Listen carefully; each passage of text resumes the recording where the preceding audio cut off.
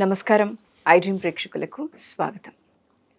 సనాతన ధర్మాన్ని కొందరు ద్వేషిస్తున్నారు. దీనికి కారణం ఏంటి అని వాళ్ళని అడిగితే మూఢనమ్మకాల వలనే మేము సనాతన ధర్మాన్ని నమ్మటం లేదు, ఇదంతా ట్రాష్ అని కొట్టిపడేసే యువత రోజు రోజుకి పెరిగిపోతుంది. అయితే ఈ మూఢనమ్మకాలు పోవాలి అంటే ఏం చెయ్యాలి? అసలు ఎందుకు ఈ మూఢనమ్మకాలు అనేవి పుడుతూ ఉన్నాయి? మన సనాతన ధర్మాన్ని మనం ఎందుకు కాపాడుకోలేకపోతున్నాం? ఇవన్నీ ఇవాళ పూర్తిగా మాట్లాడదాం. ఈరోజు మనతో పాటు వివరంగా మాట్లాడటానికి ఉన్నారు శ్రీధర్ గారు, ప్రముఖ ఆధ్యాత్మికవేత్త మరియు న్యాయవాది. వారితో మాట్లాడదాం. నమస్కారం అండి. నమస్కారం సార్, చాలామంది ఈ మధ్యకాలంలో చూసినట్లయితే మూఢనమ్మకాల వలనే మాకు సనాతన ధర్మం పైన కానీ హిందూ మతం పైన కానీ నమ్మకం పోతోంది అని వాదిస్తున్నారు సార్. ఎందుకు ఇలాంటివి వస్తున్నాయి అంటే తెలియట్లేదు. ఏమంటారు సార్? అంటే కొన్ని మూఢనమ్మకాల్లో చూసినట్లయితే ఎక్కువగా పెరిగిపోతూ ఉన్నాయి సార్. లైక్ ఇప్పుడు గ్రహ దోషాలు, వీటి వల్ల ఇలా అయిపోతుంది, వీటి వల్ల ఇలా జరుగుతోంది అని చెప్పి భయాందోళనకి గురి చేయటం, ఇవన్నీ చూడటం వల్ల మార్పు వస్తుందని కొందరు యువత వాదిస్తున్నారు సార్. సో మీరేమంటారు? మీరు దీన్ని ఎలా విశ్లేషిస్తారు సార్? మూఢనమ్మకాల వల్లనే ఇలా జరుగుతోందా, లేకపోతే ఇవన్నీ శాస్త్రాలు చెప్పినవేనా? అసలు శాస్త్రం అంటే ఏంటి? ఒక క్రోడీకరించబడిన ఒక జ్ఞానం, అది శాస్త్రం అని అర్థం. శాస్త్రం లోపల వేదశాస్త్రము, భౌతిక శాస్త్రం అని ఉంది. ఈ మూఢనమ్మకాలు అనేది ఏమిటి అనేది ఒక ప్రశ్న వేసుకుందాం. మీరు గ్రహస్థితి గురించి వచ్చి దీనివల్ల ఇలా వచ్చింది అని ఒక భావన వచ్చింది. సరే, ఇప్పుడు నేను ఒక 2 ఇన్సిడెంట్స్ చెప్తాను. చెప్పండి. నా సరౌండింగ్స్లో నేను చూసిన వాళ్ళలోనే ఒక అమ్మాయి పూర్తిగా అసలు నమ్మదు. ఎందుకు అంటే తనకి ఈ గ్రహదోషం వల్ల ఇది జరిగింది, నీకు ఈ గ్రహాలు బాగాలేదు, ఈ గ్రహాలు బాగాలేదని తను ఫినాన్షియల్గా బాగా డౌన్ అయిపోయింది. కానీ తనకేం జరగాలో అవైతే జరగలేదు.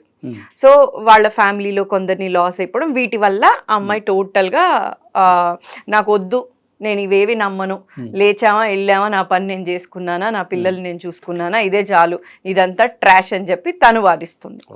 ఇంకోవైపు ఇంకొక అమ్మాయితో మాట్లాడితే ఏంటి అంటే, నేను మా సొంత అన్నయ్య వాళ్ళ ఇంటికి వెళ్ళా, మా వదిన వాళ్ళ వ్రతం చేసుకుంటోంది, నేను ఆ ఊర్లో పనుండి వెళ్ళాను, వాళ్ళ ఇంటికి వెళ్లాల్సి వస్తోంది, నాకు ఆఫీస్ వర్క్ మీద వెళ్ళాను. ఆవిడ వ్రతం చేసుకుంటూ 48 రోజులు పూజ చేసుకుంటూ నాకు పీరియడ్స్ వచ్చాయని చెప్పి చెప్పలేక ఇంటికి పిలిచినప్పటికీ కూడా ఆ మొహం మార్చటం, ఈవిడ వల్లే వ్రతం పోయిందని వెనక మాట్లాడటం, వీటి వలన నాకు అంటే దేవుడు ఇవన్నీ చెప్పాడా? ఎందుకు? మనుషుల మధ్య దూరాన్ని పెంచే దేవుడు నాకెందుకు? ఇవన్నీ మూఢనమ్మకాలని చెప్పి ఈవిడికి నమ్మకం పోయింది. దీన్ని మీరు ఎలా విశ్లేషిస్తారు సార్? ఏది కరెక్ట్ అంటారు? మొదటి విషయం లోపల గ్రహదోషం వల్ల ఆమె ఏదో నష్టపోయారన్నారు. అసలు గ్రహాలు అంటే ఏమిటి? గ్రహం అంటే ప్లానెటే కదా. ఈ విశ్వానికంతా కూడా సూర్యుడు, చంద్రుడు, సూర్యచంద్రులు లేకపోతే అసలు మనకు పగలు రాత్రులు జరుగుతాయా? శుక్ర గ్రహము, బృహస్పతి, అంగారకుడు ఇత్యాదివన్నీ కూడా 9 గ్రహాలు ఉన్నాయి. నక్షత్రాలన్నీ కూడా కొన్ని వేల నక్షత్రాలు ఉన్నాయి. ఇవన్నీ కూడా ఏంటంటే జ్యోతిష్యం అనేది ఒక అంధకారంలో నుంచి జ్ఞాన మార్గంకి వెళ్ళే శాస్త్రాన్ని జ్యోతిష్యం అంటారు. ఎవరికైనా కూడా 12 రాసులు ఉంటాయి. మేషం నుంచి మీనం వరకు 12 రాసులు ఉంటాయి, 27 నక్షత్రాలు ఉంటాయి, 9 గ్రహాలు ఉంటాయి. ఈ గ్రహము మన జన్మ నక్షత్రం. మనం ఎప్పుడైతే ఒక సమయంలో జన్మిస్తామో దాన్ని లగ్నం అంటారు. ఆ లగ్నంలో నుంచి ఆ లగ్నం నుంచి మొదటి ఇంటి నుంచి 12వ ఇంటి వరకు ఏమి భావన ఇస్తుంది అనేది శాస్త్రం చెప్తుంది. పరాశర హోరశాస్త్రం కానివ్వండి, జైమిని శాస్త్రాలు కానివ్వండి, సుస్పష్టంగా ఇలా జరుగుతుంది అని చెప్పారు. తర్వాత ఏంటంటే చంద్రుడి యొక్క స్థానం బట్టి మనకి దశ అంటారు. వింశోత్తరి దశ అంటే 120 సంవత్సరాలు జీవన గమనాన్ని శాస్త్రీయంగా చెప్పడం జరుగుతుంది. కాబట్టి ఇది శాస్త్రపరంగా ఇలా జరుగుతుంది అని చెప్పారు. ఇట్ మే హ్యాపన్, ఒక ప్రాబబిలిటీ, ఇలా జరిగింది, ఇంత పూర్వం ఇలా వారికి జరిగింది, మీకు జరగచ్చు అని చెప్పారు. అయితే జ్యోతిషం చెప్పాలి అంటే మనకున్న కేవలం ఈ 4 కాంబినేషన్స్లో ఉండదు. సపోజ్ ఒక క్యారమ్ బోర్డు ఉంది, ఒకసారి మనం స్ట్రైక్ చేస్తాం, చేసినప్పుడు సేమ్ ఆట మళ్ళీ ఆడతారా మీరు? సేమ్ వే ఆఫ్ కాయినింగ్ పడుతుందా? కాబట్టి there will be so many permutations and combinations. అయితే చూచాయిగా ఒక గ్రహానికి ఒక అధిష్టాన దేవత ఉన్నారు కాబట్టి, ఇప్పుడు సపోజ్ అంగారక్ ఉన్నాడు అనుకోండి, 7th హౌస్ లోపల అంగారకుడు ఉన్నాడు. అంగారకుడు అనేవాడు రెడ్ ప్లానెట్ మార్స్, కొంచెం ఆవేశం ఎక్కువ. 7th హౌస్ అనేది ఏంటంటే వివాహానికి సంబంధించింది. కాబట్టి అంగారకుడు అక్కడ ఉంటే ఎవరితోని వాళ్ళకి వాక్కు ప్రాబ్లం ఉంటుంది? భర్తతోని ఉండే స్థానం అది. కాబట్టి అమ్మ నువ్వు కొంచెం జాగ్రత్తగా ఉండు, బాబు నువ్వు కొంచెం మీ భార్యతో జాగ్రత్తగా ఉండు అని చెప్పి ఒక గైడెన్స్ ఇచ్చింది మాత్రమే జ్యోతిష్యం. అలాంటప్పుడు మనం విరుగుడు ఏం చేయాలి? బాగా వేడి ఉందనుకోండి, మనం ఏదో చల్లని పదార్థాలు తీసుకున్నట్టు కోపము క్రోధము రాకుండా మనసును డైవర్ట్ చేసే విధంగా కొన్ని శాంతులు, కొన్ని విషయాలని మనకి పెద్దలు సూచించినారు. అంత మాత్రం చేత మన విశ్వాసంతో ఉన్నప్పుడు మన అంతఃకరణ శుద్ధి జరుగుతుంది. అసలు మనం డౌటే మొదల్లోనే సంశయంలో ఉన్నామనుకోండి, అది మనకి ఎలా జరుగుతుంది? జరగదు. ఇదన్నా తానొకటి తెలిస్తే దైవం ఒకటి తెలిసిందని ఇంకోటి ఉంది. ఇప్పుడు వశిష్ఠుడి మించి జ్యోతిషం ఎవరు చెప్పలేరు కదా. రామచంద్రమూర్తి యొక్క యువరాజ పట్టాభిషేకం నిర్ణయించిన వాడు వశిష్ఠ మహర్షి. కానీ ఏమైంది? అతడు ఆ ముహూర్తానికి యువరాజు పట్టాభిషేకం జరిగిందా? కానీ వశిష్ఠుడు పెట్టిన ముహూర్తము రావణ వధ. కాబట్టి అది గొప్ప ఉత్తమ పురుషులు పెట్టిన లగ్నాలు అవి. కాబట్టి జాతకం ఇలా జరగాలి, జరగలేదు అంటే చెప్పిన వాడిది తప్పు, శాస్త్రానికి తప్పు అని అనుకోకూడదు. మనకి కొన్ని మార్పులు తీసుకురావడానికి, అంతఃకరణ శుద్ధి చేయడానికి మాత్రమే ఆ శాస్త్రాన్ని ఉపయోగించుకోవాలి. అంత మాత్రం చేత అది జరగలేదు కాబట్టి కాలేదు అని అనుకోవడానికి లేదు. ఎన్నోసార్లు ఒక మైన్యూట్, అంటే చాలా మైన్యూట్ లెవెల్లో కూడా ప్రిడిక్షన్స్ కరెక్ట్ అయిన విషయాలు ఉన్నాయి, అవుతాయి. కాబట్టి నీకు విశ్వాసం ఉన్నప్పుడు జరుగుతుంది, నీకు మార్గదర్శనం జరుగుతుంది. కాబట్టి ఫస్ట్ పార్ట్ ఏదో జాతకులు జ్యోతిషులు చెప్పారు కాబట్టి ఇది మూఢనమ్మకం అనుకోకూడదు. సేమ్ సైన్స్ కూడా ఏం చెప్తుంది? ఏ శాస్త్రం చెప్పింది చెప్పండి? సూర్యుడు 360 degrees లోపల మకర సంక్రాంతికి 14th January he will enter from ధనురాశి నుంచి మకర రాశికి వస్తుందని అది మూఢనమ్మకమా? కరెక్ట్గా విత్ అథమెటిక్ క్యాలిక్యులేషన్స్ చెప్తున్నారు కదా. ఇదో ఈ పలాన్ టైం లోపల ఇలా వచ్చాడు అంటే వచ్చాడు కదా, అది మూఢనమ్మకం ఎలా అవుతుంది? కాబట్టి ఆ దృష్టిలో చూడకుండా గౌరవంతో చూసినప్పుడు మనకు అర్థమవుతుంది. సో ఫస్ట్ క్లాస్ గౌరవాన్ని పెంచుకోవాలి, లేకపోతే తెలియకపోతే శాస్త్రాన్ని చదవాలి. చదవకుండా మనం కంక్లూజన్ రాకూడదు. సో ఆ అమ్మాయికి మీరు ఎవరైతే చెప్పారో ఇవన్నీ ఒక ఎత్తు. భగవంతుడి మీద నమ్మకం పెట్టుకొని అతన్ని తలుచుకొని ద్వేషించకుండా ఉంటే చాలు, ఆమెకు అన్ని రిలీఫ్స్ వచ్చేస్తాయి.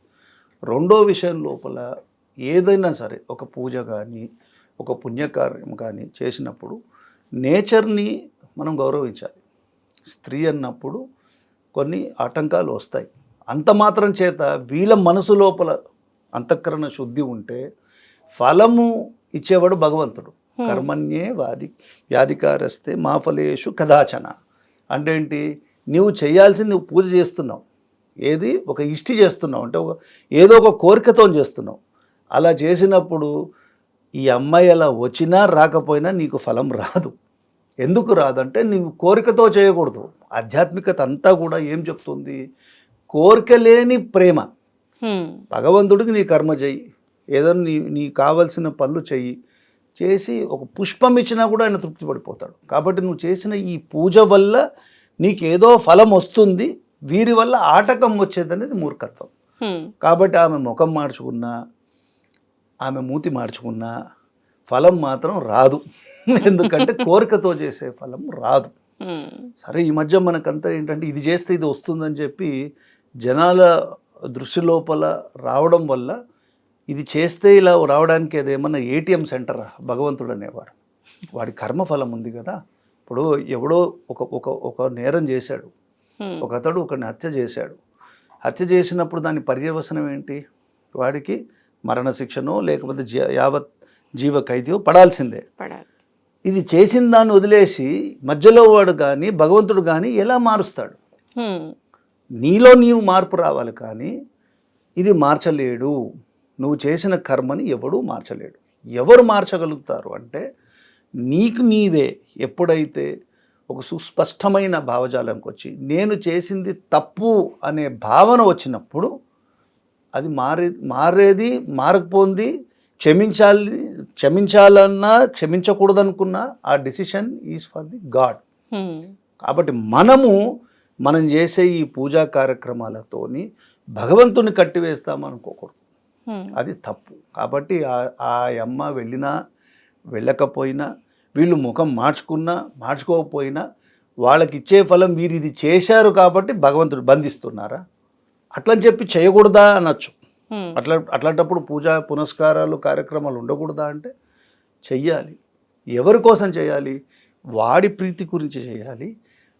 అతడి దృష్టి మన మీద పడేటట్టు చేయాలి.